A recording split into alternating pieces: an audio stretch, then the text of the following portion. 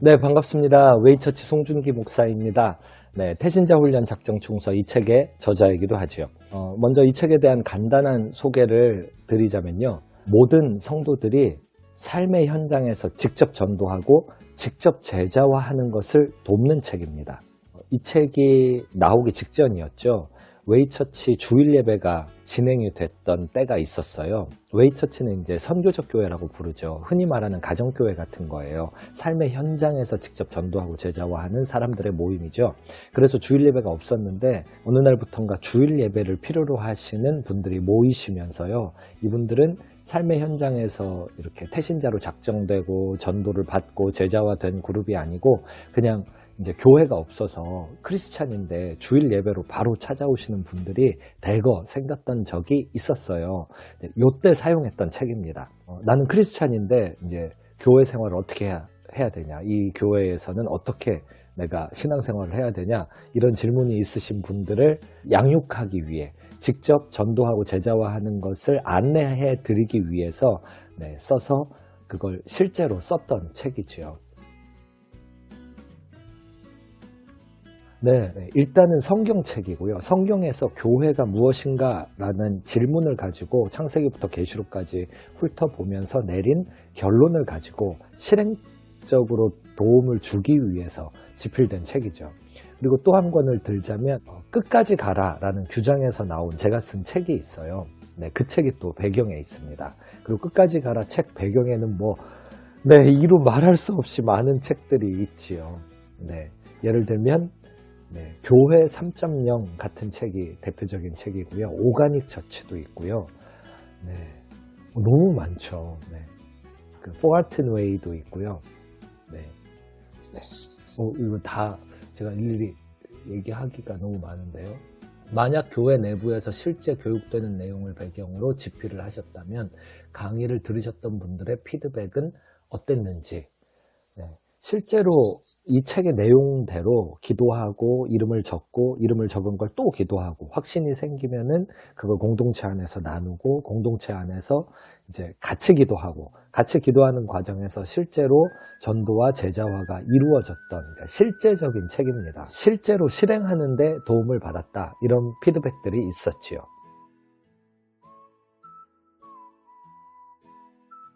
강의 내용을 책으로 만들어 보자는 제안을 어딘가 가서 그 선교적 교회 세미나 할 때였던 것 같아요. 그때 웨이처치가 주일 오후에 이런 내용을 이렇게 가르치고 있습니다. 이걸 한번 나누었고요. 그게 출발점이 돼서 어떤 교회에서 수요일 날 4주 동안, 한 달 4주 동안 4번에 걸쳐서 삶의 현장에서 전도 제자화하는 것을 소개해 줄 수 있느냐, 정리해서 소개해 주는 과정이 그대로 그 자리에 앉아 계셨던 분들 중에 한 장로님 눈에 띄었는데요.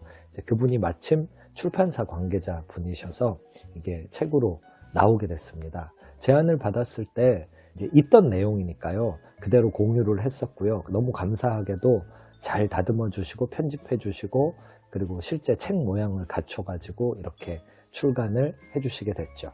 너무 감사하게 생각하죠. 한번 태신자 작정 훈련 총서를 집필할 때 어떤 점에 주안점을 두셨는지요?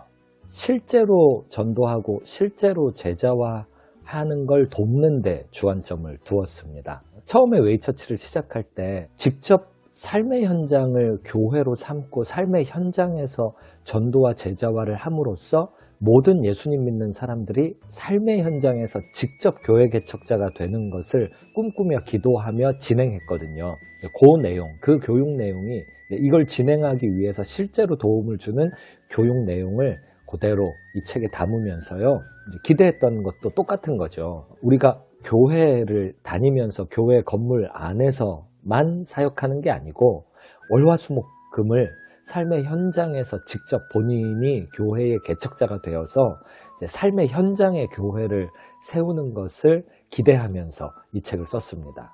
실제로 제자화, 예수님을 따르는 사람들의 모임이 교회잖아요. 그러니 성경적으로는 삶의 현장에서 직접 전도하고 제자화하면서 제자 모임이 생기게 되면 그것이 성경적인 교회이니까요. 이 교회를 하도록 돕기 위해 이 책을 썼고 모든 성도들이 교회를 하는 것을 기대하고 꿈꾸고 있지요.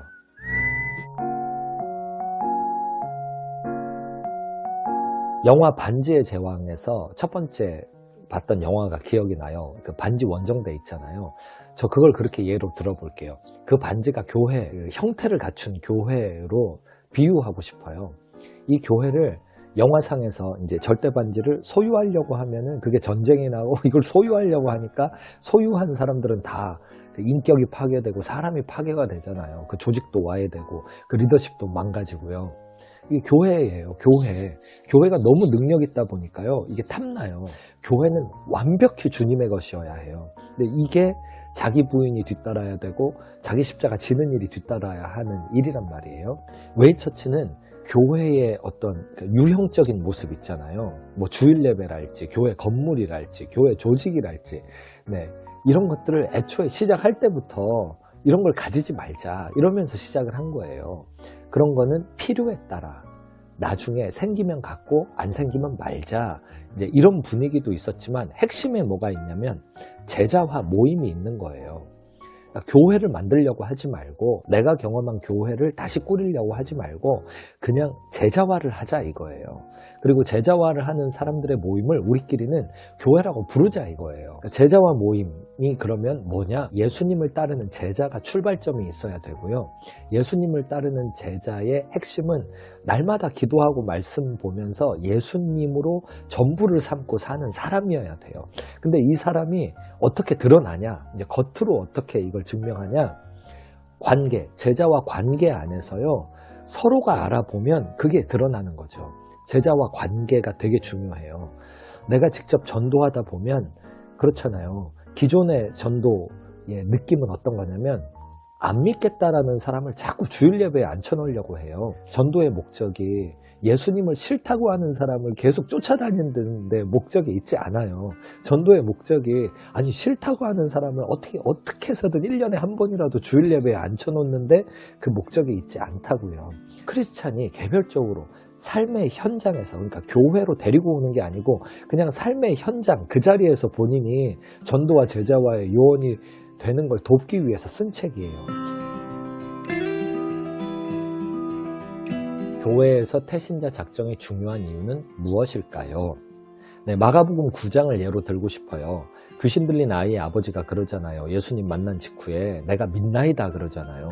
근데 그 뒷말이 이상해요. 나의 믿음 없음을 도와주소서 그래요. 내가 믿나이다와 나의 믿음 없음을 도와주소서 이게 앞뒤가 맞지 않는 말이거든요.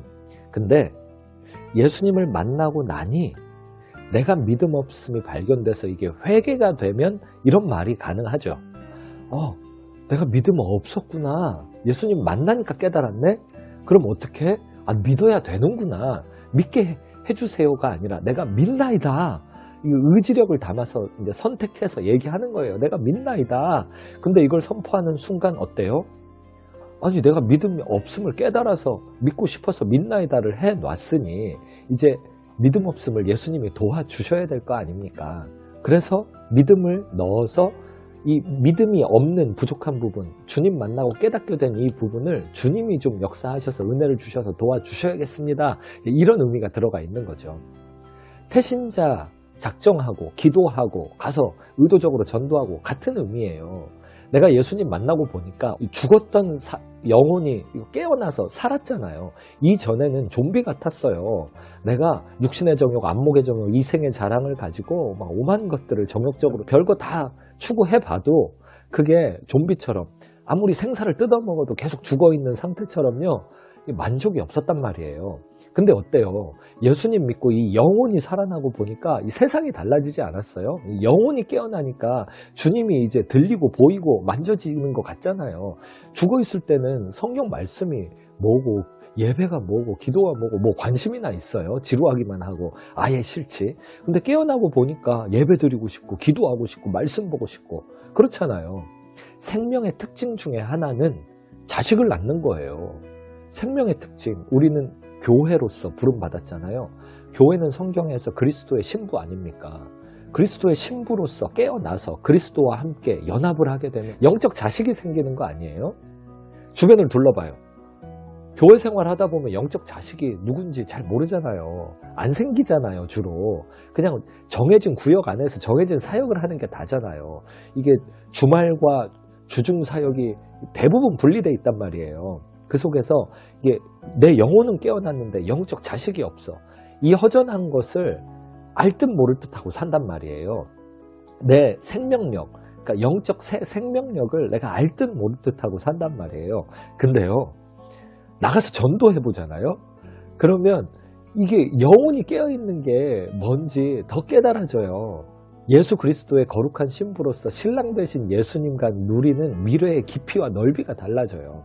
태신자 작정하잖아요. 그러면 아, 내가 전도를 안 했구나, 이런 게 느껴져요. 깨달아져요. 마치 예수님 앞에 서서 믿음 없는 걸 알아서 내가 믿나이다 얘기했지만 믿음 없음을 도와주소서 한 것처럼요. 예수님을 만나고 아, 영혼이 살았으니까 이제 영적 자식을 낳아야겠구나, 이런 걸 깨달으면서 태신자를 주님 작정하겠나이다 한 순간 뭘 느끼냐면 아, 이거 주님이 도와주셔야겠구나, 이 영적 자식을 낳도록 주님이 도와주셔야겠구나, 이걸 느끼면서 태신자 작정하게 도와주세요, 이렇게 한단 말이에요. 이런 게 올바른 전도의 출발점이에요. 전도 기도로 하는 거고요. 전도의 과정에서 제자감을 만나는 것까지도 기도로 하는 거예요. 주님을 만나고 영적 새 생명력을 더 깊이 느끼게 되고, 그리고 실제로 전도와 제자화가 이루어지게 되는 과정인 것이죠.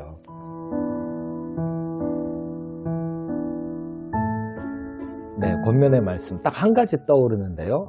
모든 일을 기도로 진행하십시다. 교회는 예수님의 것이니까요. 교회는 철저히 예수님 것이어야 돼서 기도해야 돼요. 기도를 통해서 예수님이 사역하시는 것을 우리에게 모범으로 먼저 보여주신 것을 함께 기억하십시다. 기도하면서 진행한 사역은요, 실패하든 성공하든 주님이 책임지십니다. 근데 기도 없이 진행한 사역은 실패하든 성공하든 망해요. 네. 그래서 그게 유일하게 하나 떠오르는 권면의 말씀이 될 것 같네요.